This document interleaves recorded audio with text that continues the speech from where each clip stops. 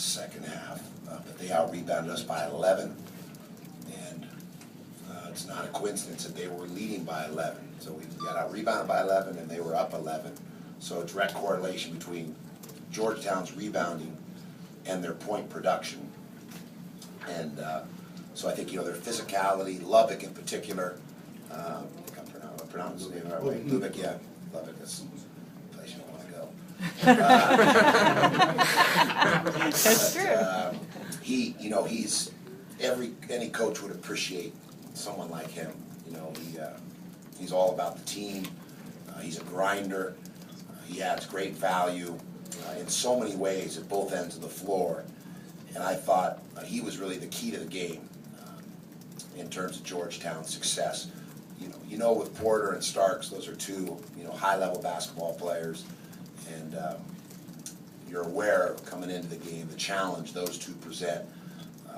But Lubbock, if you watch game in, game out, you know, I think he's a central figure in Georgetown's success. The screening, the capable passing, cleaning up the boards for, you know, garbage points, and there's timeliness to the ways he adds value. It seems like a critical stretch in the game, you know, he'll have a hand in helping Georgetown move forward when they most need it. I thought the second half, you know, for us, we held them to 33% from the field, and we out-rebounded them by 4. So our second half was closer to the performance that we've had in this 5-game winning streak. But unfortunately, in the Big East, on the road against a quality team like Georgetown, you have to have a better effort for 40 minutes. And I thought Georgetown really imposed their will on us in the first half. Hence the -11 on the boards, 20-6 in the paint, and an 11-point lead. And then I thought in the second half, you know, we were more competitive, and the rebounding +4 and holding them to 33% from the field, and basically an even game in the final 20 minutes. So Georgetown really won this game in the first half with the way in which they came out and dominated us with their physicality and their purposeful play. And I told our kids, you know, it's the same old riff, you know, which is the same old refrain, which is you in this league, there's such a small margin for error. If you have a couple lapses in play, or you go a half where you don't play at a high level, then you're going to come out with an L most nights. And today we came out with an L. Steve, did you get a sense of what happened at the end of the game there on the hand check line? I didn't, because I was. Speak to what Georgetown St. John's has historically been all about. Yeah, I mean, I think that it's spirited, you know, and I don't know any details of it, but you know, whether it's at the playground or whether it's you know, Big East basketball is always spirited, and naturally, I think, you know, both coaches want to make sure that, you know, no one's hurt, and that there's no negative outcomes.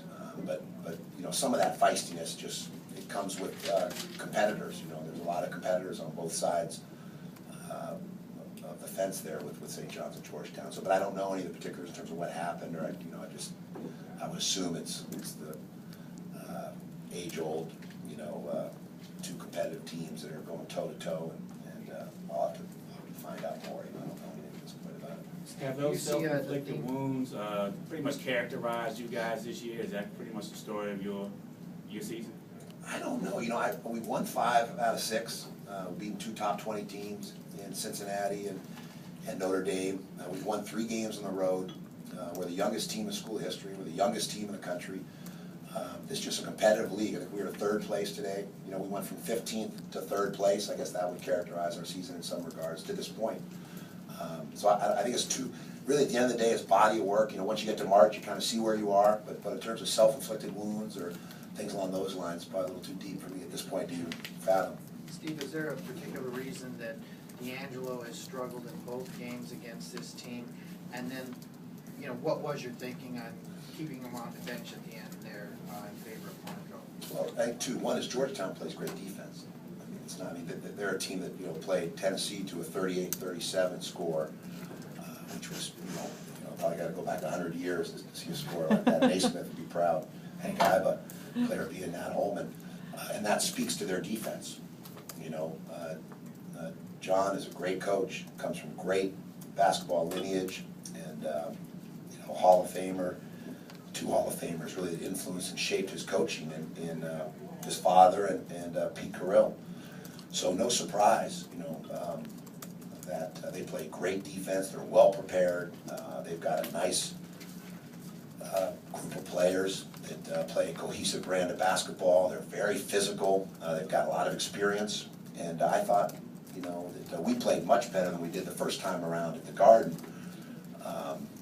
But Georgetown, you just got to tip your hat. They did a heck of a job. And so now we got to regroup and get ready for UConn. That's the nature of this league. And just like Georgetown regrouped after their loss to South Florida, now they've come on and won a couple. And and they regrouped after they lost to Pittsburgh, and they got off that 0-2 start. Now we got to do the same thing. When you lose, you just got to regroup, try and learn from a setback, and then try and get better. And then you get to the end of the season, you see where you are. Steve, it's been almost 2 weeks now so that this team's lost the game, and they had a lot emotionally invested in this.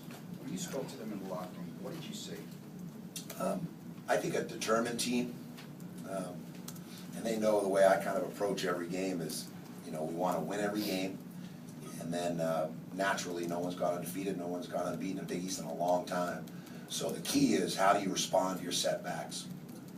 What lessons do you learn that can help you become a better team in the next game? So for us, we review the areas like I hit with you that we need to take care of, namely rebounding and our physicality around the rim, and then we move forward and focus on UConn. So now really all the energy starts getting pointed towards UConn in that game Wednesday night in the Garden.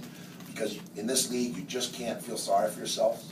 You can't be licking your wounds, and you just got to get ready for another team coming in, because this league is so tough. And that's why Louisville lose 3 in a row, or Notre Dame lose 3 out of 4. And you got to right the ship and then try and get better. That's what we're going to do now between now and Wednesday, because we got a really tough, well-coached UConn Huskies team. Steve, if Branch is out for an extended period of time, how big a loss is that for you guys? One more time. If Branch is out for an extended period of time, how big of a loss? Yeah, I mean, because we're so young, we need to be as close to full strength as we can be. And we hope that he's going to be okay. We don't have enough information at this point from the trainers and the doctors, other than the sprained knee.